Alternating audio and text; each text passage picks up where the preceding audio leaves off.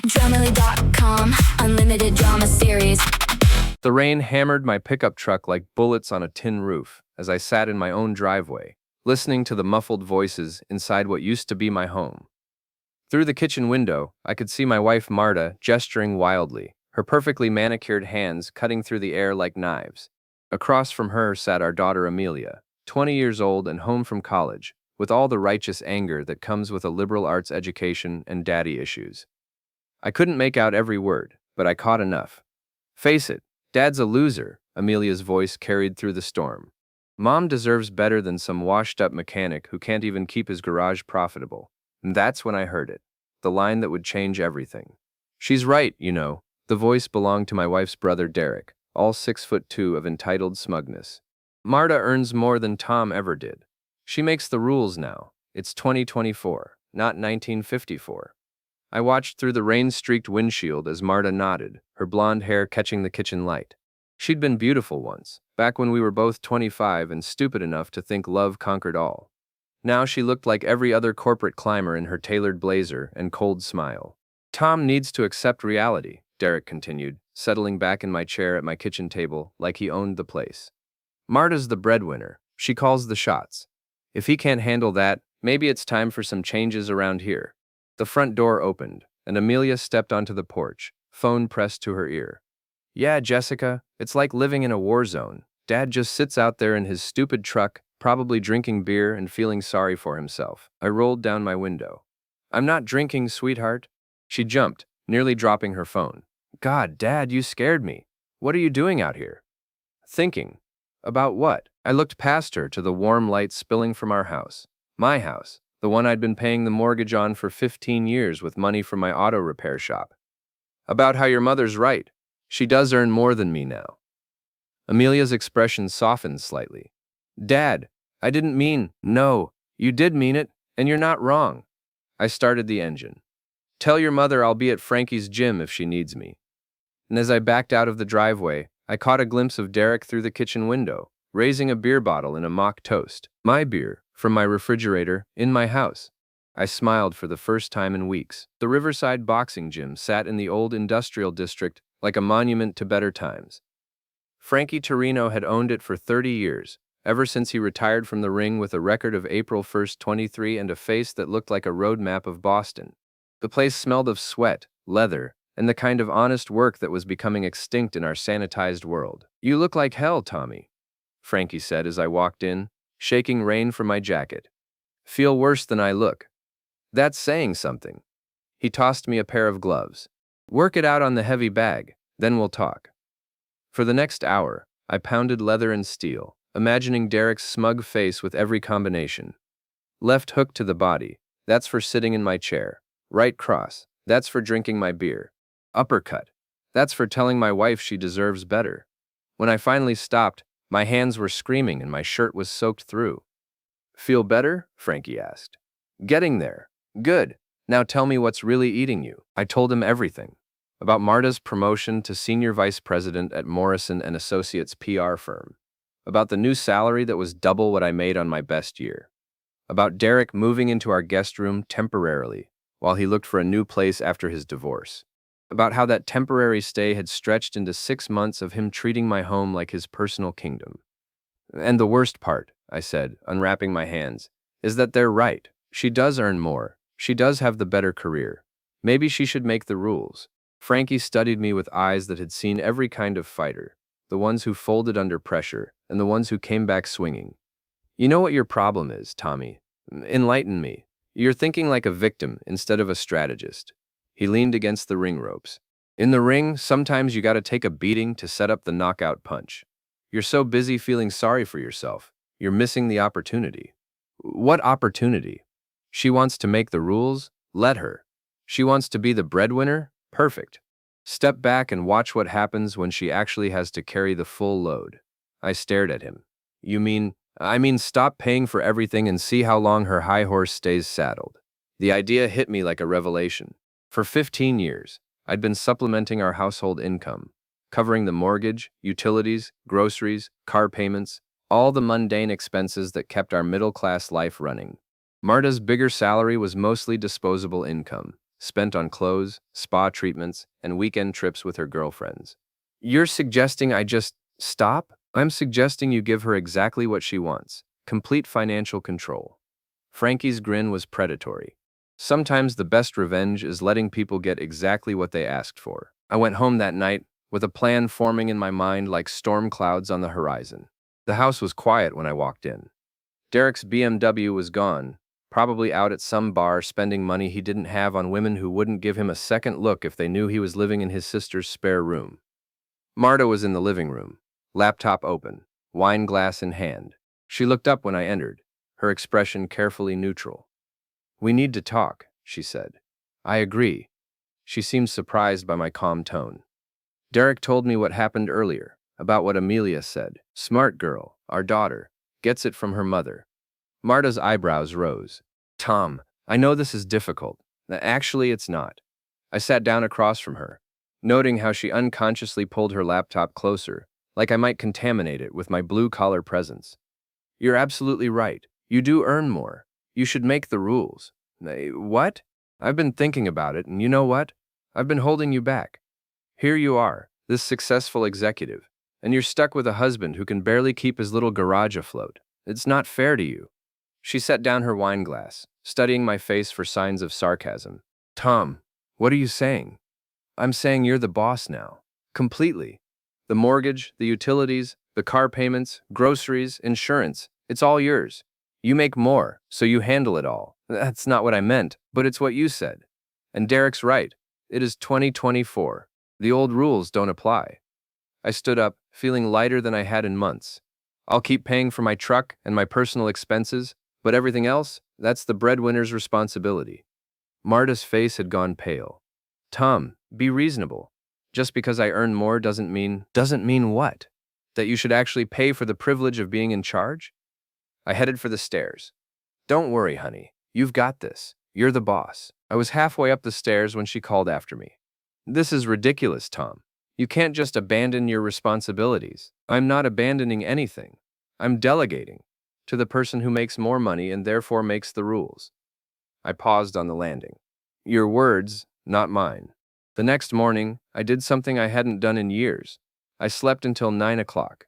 No alarm, no rushing to get to the shop early, no checking my phone for emergency repair calls. When I finally wandered downstairs, Marta was already gone, but she'd left a note on the kitchen counter. "Tom, we need to discuss this rationally. This isn't what I meant, and you know it. Call me. M." I crumpled the note and tossed it in the trash. Then I called my bank and had my direct deposit changed to go into a new account, one with only my name on it. After that, I visited every utility company, insurance provider, and creditor I'd been paying for the past 15 years. "I need to remove my name from these accounts," I told each representative. "My wife will be taking over all payments." Some required documentation. Others just needed verbal confirmation. By lunchtime, Marta was solely responsible for a monthly nut of nearly $4,000, money that had been coming out of my accounts automatically for so long that she'd never even thought about it. My phone started ringing around 2 o'clock. "Tom, what the hell did you do?" Marta's voice was sharp with panic. "I just got calls from the mortgage company and the electric company saying you removed yourself from the accounts. Just following the new rules. You're the breadwinner, you handle the bills. This is insane. You can't just what? Let you be the boss? I thought that's what you wanted." "Tom, listen to me." I hung up. The phone rang again immediately. I let it go to voicemail, then again, and again. By evening, I had 17 missed calls and 12 text messages, each one more frantic than the last. The final text, sent at 6:47 p.m., was the most revealing. "Tom, please call me. I can't afford all of this on my own."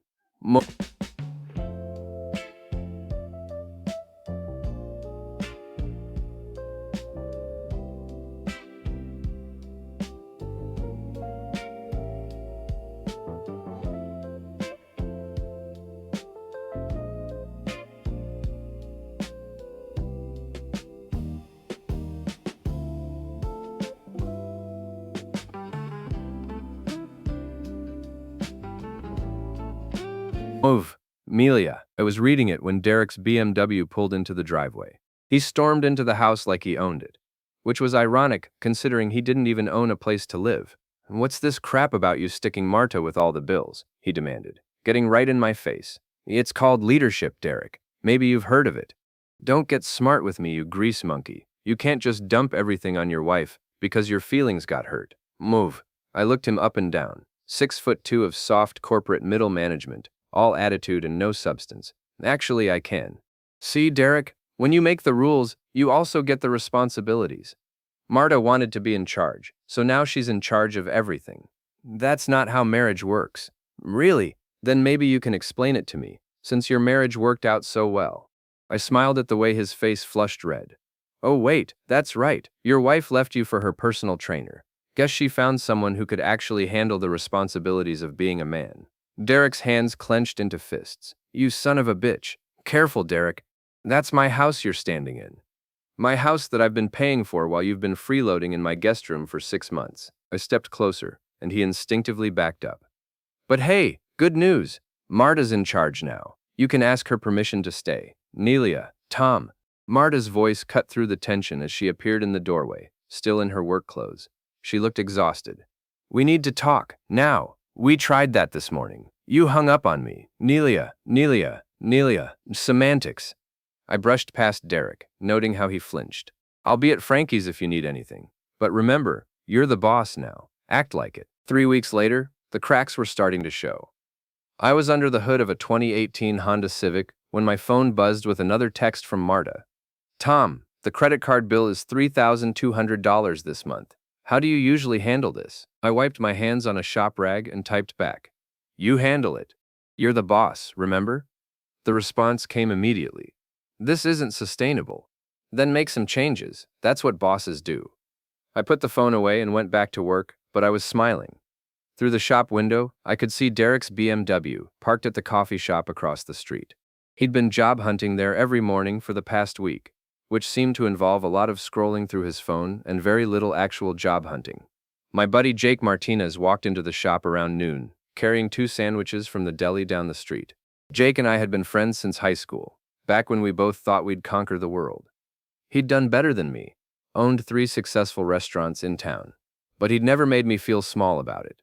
"Heard you and Marta are having some issues," he said, handing me a sandwich. "Where'd you hear that?" "Derek was at Mulligan's last night, telling anyone who'd listen about what an asshole you're being." I took a bite of my sandwich. "Derek's got a big mouth for a guy who doesn't pay rent." "That's what I told him." "Yeah? How'd that go over?" Jake's expression darkened. "Not well. He started running his mouth about how you're just a mechanic and Marta's too good for you. Said some other stuff too." "Like what?" "Like maybe it's time she found someone who could match her success level, someone who wouldn't hold her back." I stopped chewing. "He said that?" "Word for word. Then he started talking about this real estate guy she works with sometimes. Jared something. Said the guy's got his eye on her." The sandwich suddenly tasted like cardboard. "Jared Kellerman?" "Yeah, that's the name. You know him?" I knew him. Jared Kellerman was one of those smooth-talking guys who sold overpriced houses to rich people and drove a Tesla he couldn't really afford. He'd been sniffing around Marta at company events for months, always finding excuses to put his hand on her shoulder or lean in close when they talked. "Tom?" Jake was studying my face. "You okay?" "Fine."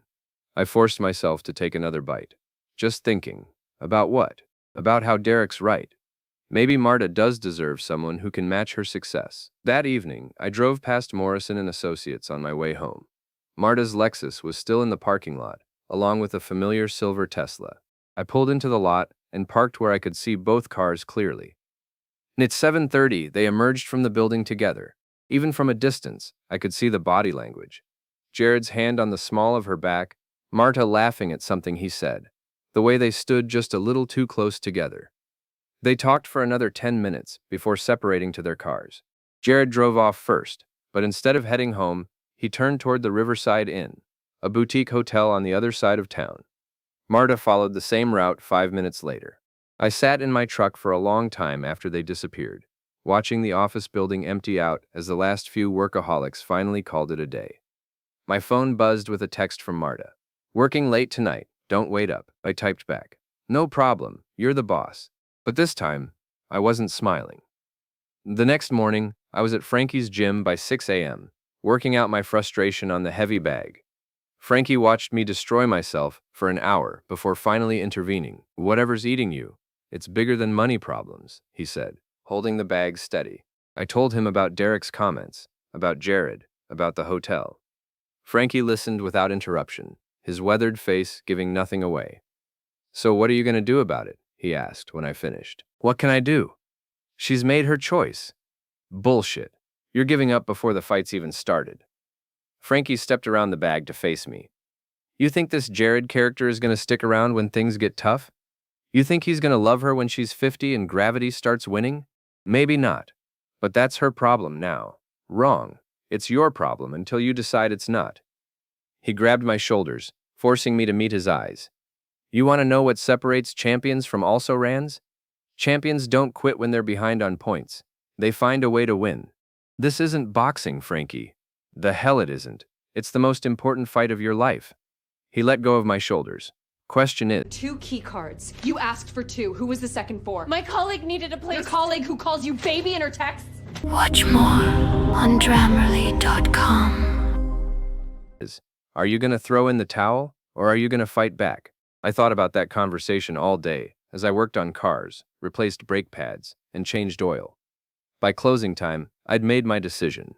If Marta wanted to play games, I'd show her what a real player looked like. The plan came to me while I was lying in bed that night, listening to Marta shower off whatever evidence of her evening with Jared might still be clinging to her skin. It was simple, elegant, and completely legal, the kind of strategy that would make Frankie proud.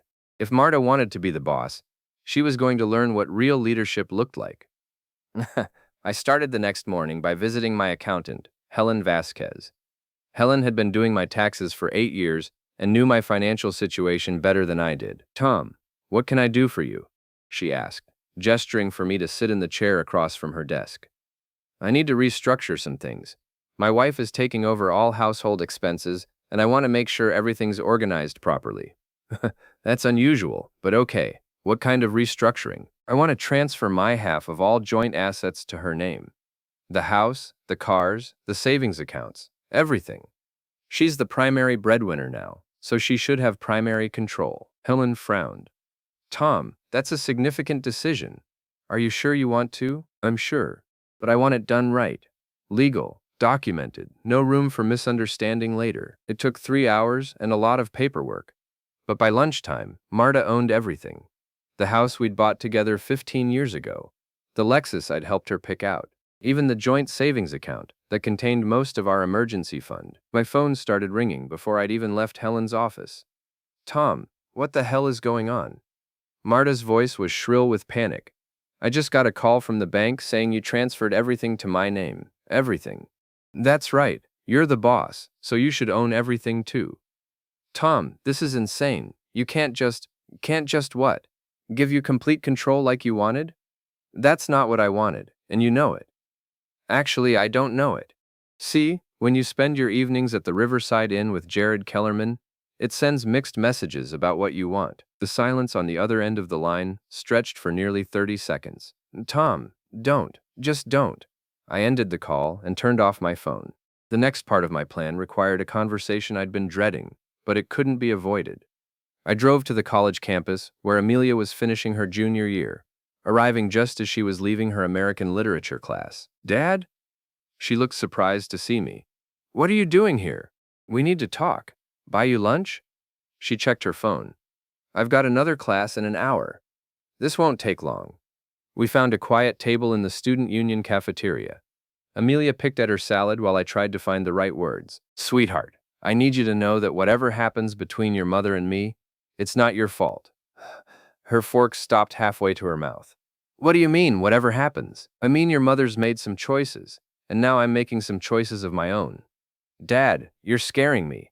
I reached across the table and took her hand. "I'm not trying to scare you. I'm trying to prepare you. And I need you to understand something. When I said you were right about your mother deserving better, I meant it. She deserves someone who won't cheat on her." Amelia's face went white. "What are you talking about?" "I'm talking about Jared Kellerman. I'm talking about the Riverside Inn. I'm talking about your mother working late 3 nights a week, but never having any work to show for it. That's not... Mom wouldn't..." Your mother's a grown woman who can make her own choices. But so am I. I squeezed her hand gently. I love you, kiddo. That'll never change.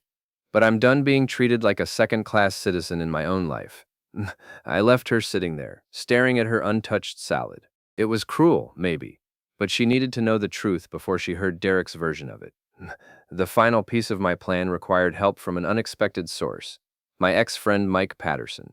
Mike and I had been close once, back before he decided that hanging around with a mechanic might hurt his image as an up-and-coming insurance executive. He'd started avoiding me at social gatherings, making excuses when I called, generally treating me like I had some kind of blue-collar disease that might be contagious. But Mike had one thing I needed: access to the country club where Marta's company held their monthly networking events. I found him at O'Malley's bar on Thursday night, nursing a whiskey and looking like a man whose life hadn't turned out quite the way he'd planned. Tom? He looked genuinely surprised to see me. What are you doing here? Having a drink. Same as you. I signaled the bartender for a beer. How's the insurance business? Good, really good. But his tone suggested otherwise. How's the garage? Can't complain. I took a sip of my beer. Actually, that's not true. I could complain plenty. But what's the point? Mike shifted uncomfortably on his bar stool. Tom, about the way things have been lately. Don't worry about it. I get it. You've got an image to maintain. It's not that simple. Sure it is. You decided I wasn't worth the social cost anymore. It happens. I turned to face him fully. But I need a favor. He laughed, but there was no humor in it. You need a favor, from me. That's right, and before you say no, you should know that I'm about to become a very interesting person to know. What does that mean? I told him about Marta's affair, about the financial restructuring, about everything I'd set in motion over the past few days. Mike listened with growing amazement. Jesus, Tom, you're really going nuclear. I'm really taking control. There's a difference. I finished my beer. So here's what I need. I want you to get me into the Morrison & Associates networking event next Friday night. Why? Because it's time for Marta to learn what real consequences look like. Mike stared at me for a long moment, then signaled the bartender for another whiskey. You know what? Screw it. After the way you've been treated, maybe it's time someone stood up for you. Does that mean you'll help? It means I'll get you into that party. What you do once you're there is up to you. The Morrison & Associates networking event was held at the Riverside Country Club, in the same ballroom where Marta and I had celebrated our 10th wedding anniversary 3 years ago. The irony wasn't lost on me as I adjusted my tie in the men's room mirror, preparing for what would either be my greatest triumph or my most spectacular failure. Mike had gotten me in as his guest, though he'd made it clear he wanted nothing to do with whatever I had planned. I'm giving you access, he'd said. After that, you're on your own. The ballroom was filled with the kind of people Marta had always wanted to impress: successful professionals in expensive clothes, drinking top-shelf liquor, and discussing market trends. I spotted her almost immediately, standing near the bar in a black cocktail dress that probably cost more than most people made in a week. Jared Kellerman was beside her, of course, his hand resting possessively on her lower back, as he regaled a small group with what I assumed was a fascinating story about property values or mortgage rates. Marta was laughing at his jokes, playing the role of the charmed audience member. I waited until they separated, Jared heading to the men's room, Marta moving toward the appetizer table, before making my approach. Hello, Marta? Oh. She spun around, nearly dropping her wine glass. Tom? What are you doing here? Networking. Isn't that what these events are for? Her eyes darted around the room, probably looking for security or at least a friendly face. You can't be here. This is a professional event. I'm a professional. I own a business, pay taxes, employ people. Seems like I qualify. Tom, please, don't make a scene. I'm not making a scene. I'm having a conversation with my wife. I smiled, noting how the word wife made her flinch. Although I guess that's not entirely accurate anymore, is it? What do you mean? I mean you've made your choice. Jared's a good-looking guy, successful, drives a nice car. I can see the appeal. Marta's face had gone pale. Tom, I don't know what you think you know. I know you've been working late 3 nights a week, but never bringing any work home. I know Jared's Tesla has been parked at the Riverside Inn on those same nights. I know you've been lying to me for months. She opened her mouth to deny it, but the words died when she saw Jared approaching from across the room. He'd spotted me talking to her and was making his way over with the confident stride of a man who thought he held all the cards. "Tom," Jared said as he joined us, his tone carefully neutral. "Didn't expect to see you here." "Life's full of surprises, Jared. Like finding out my wife's been cheating on me with a guy who sells houses for a living." The words hit the small group around us like a bomb. Conversations stopped, heads turned. The carefully orchestrated atmosphere of professional networking suddenly became a lot more interesting. Jared's composure cracked. "Now hold on. Hold on to what? The lie? The pretense?" I looked around at the growing audience. "Ladies and gentlemen, I'd like you to meet my wife's boyfriend, Jared Kellerman. He sells real estate and apparently specializes in breaking up families." "Tom, stop it." Marta grabbed my arm, her voice desperate. "Please, stop what? Telling the truth?" I gently removed her hand from my arm. "You wanted to be in charge, remember? You wanted to make the rules. Well, here's a rule for you. Actions have consequences." Jared stepped forward, trying to salvage the situation. "Look, Tom, I think there's been a misunderstanding. The only misunderstanding was mine. I thought I was married to someone with integrity." I turned back to Marta. "By the way, how's that new financial responsibility working out for you?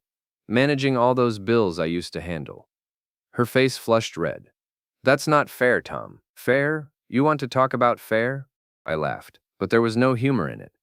"You've been cheating on me for months, treating me like hired help in my own home, and letting your unemployed brother drink my beer while he tells everyone what a loser I am. But I'm the one being unfair?" The crowd around us had grown larger. I recognized several faces: Marta's boss, some of her colleagues, potential clients, all of them watching the carefully constructed image she'd built crumble in real time. "You know what the funny thing is?" I continued, my voice carrying clearly across the now silent ballroom. "I actually did what you asked. I stepped back. I let you be the boss. I transferred all our assets to your name, made you responsible for all the bills, gave you complete control." Marta's eyes widened in horror. "Tom, don't!" "And you know what happened? You couldn't handle it. 3 weeks of real responsibility, and you were calling me, begging for help." I looked directly at Jared. "That's the woman you're so interested in, buddy. Someone who talks a big game about being independent, but falls apart the moment she actually has to back it up." Jared was backing away now, clearly wanting no part of this public disaster. "I think I should go." "Yeah, you should. But here's the thing. You're not just leaving this party. You're leaving my wife alone, permanently." "Tom," Marta started. "No, let me finish, because this is important." I addressed the crowd that had gathered around us. "My wife told me she earns more money, so she should make the rules. And you know what? She was right. She does earn more. But earning money and being a leader are two different things." I pulled out my phone and showed her the screen. "I've been documenting everything, Marta. Every late night at the Riverside Inn. Every lie about working late. Every text message you thought I didn't see." Her face went white. "What are you going to do with that?" "Nothing. Because I don't need to." I put the phone away. "See? Real power isn't about having dirt on people. It's about having the strength to walk away from situations that don't serve you." I reached into my jacket pocket and pulled out a manila envelope. "These are divorce papers. I filed them this morning. You wanted to be in charge? Congratulations. You're in charge of everything now. The house, the bills, the mortgage, all of it. You wanted independence? You've got it." Marta stared at the envelope like it was a snake. "Tom, please, we can work this out. We could have worked it out months ago, before you decided I wasn't worth your respect, before you decided our marriage wasn't worth your fidelity." I set the envelope on the nearby table. "But you made your choice. Now I'm making mine." I turned to leave, then paused. "Oh, and Marta, Derek needs to find somewhere else to live. The house is yours now, but I'm not subsidizing your brother's unemployment anymore. He's got 30 days. The crowd parted as I walked toward the exit. Behind me, I could hear the whispered conversations starting, the damage to Marta's professional reputation spreading through the room like wildfire. Mike Patterson intercepted me near the door. "Jesus, Tom, you really went nuclear." I went honest. There's a difference. What happens now?" I looked back across the ballroom. Marta was standing alone by the appetizer table, the divorce papers in her hands, while Jared was nowhere to be seen. Her boss was approaching with the kind of expression that suggested some very uncomfortable conversations were about to happen. "Now she gets to be the boss," I said. "Really and truly. No safety net, no backup plan, no husband to bail her out when things get tough. And you? What do you get? I thought about that as I walked out into the cool night air. What did I get? I got my self-respect back. I got the satisfaction of knowing I'd fought back instead of just taking it. I got the chance to start over, to find someone who would appreciate what I had to offer, instead of treating me like a consolation prize. Most importantly, I got to walk away on my own terms. My phone buzzed with a text message as I reached my truck. It was from Amelia. "Dad, I heard what happened. Are you okay?" I typed back. "I'm better than okay, sweetheart. I'm free." As I drove away from the country club, I passed Derek's BMW heading in the opposite direction. He was probably rushing to comfort his sister, to help her figure out how to spin this disaster. Good luck with that, I thought. She was going to need all the help she could get. I drove to Frankie's gym, even though it was closed. I sat in the parking lot for a while, thinking about everything that had led to this moment. The months of feeling inadequate, of being treated like a second-class citizen in my own life, of watching my wife fall in love with someone else while I paid the bills and kept quiet. All of that was over now. Tomorrow, I'd start rebuilding. I'd focus on my business, maybe expand into the commercial repair market I'd been thinking about for years. I'd reconnect with old friends who'd actually valued my friendship instead of seeing it as a social liability. I'd figure out how to be a good father to my kids while they processed their parents' divorce. But tonight, I was just going to sit here and enjoy the feeling of being free. My phone rang. Marta's name appeared on the screen. I let it go to voicemail. Then it rang again, and again. After the fifth call, I turned the phone off entirely. She'd said she wanted to make the rules. Now she could make them all by herself.